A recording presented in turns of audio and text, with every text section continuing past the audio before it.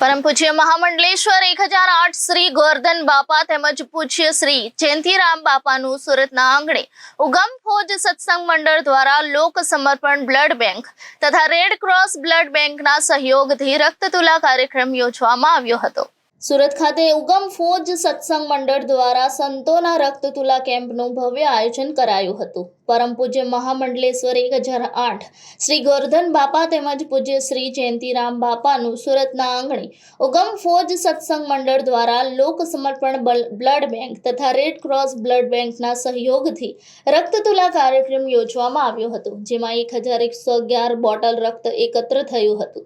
ઇતિહાસમાં સૌ પ્રથમ વખત એક સાથે બંને સંતોની રક્તતુલા થઈ હતી।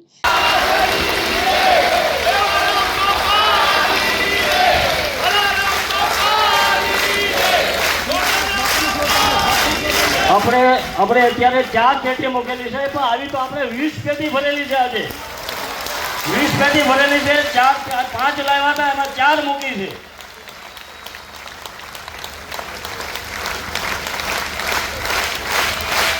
ચારમાં પણ આપણે બ્લડ લેવું પડે છે।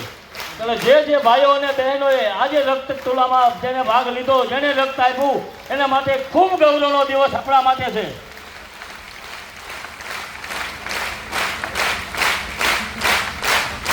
અને જે લોકો આમાં ભાગ નથી લઈ શક્યા એ ભવિષ્યમાં પણ આવું કાંઈ થાય તો ન ચૂકે ને સૌથી પહેલાં આવે એની અમે આશા રાખીએ છીએ કે બીજી વખતમાં જો ભાગમાં હશે ને સ્થળ મળે તો આવે। Reporter Arvind Rathod, Janadesh news, Surat.